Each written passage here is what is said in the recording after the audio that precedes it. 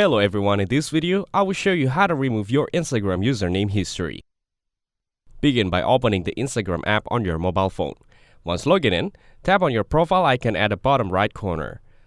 Tap the three lines at the top right to open the menu. Then, select Settings and Activity. Scroll down and tap on About. After that, select About Your Account. Here, you'll see your date joined, former usernames and other details.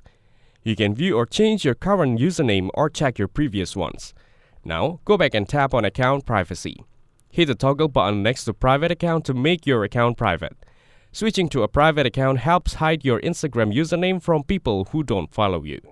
Thank you guys for watching this video. Hope you get some value. Make sure to like the video and subscribe to the channel to get notified of new videos. See you in the next one.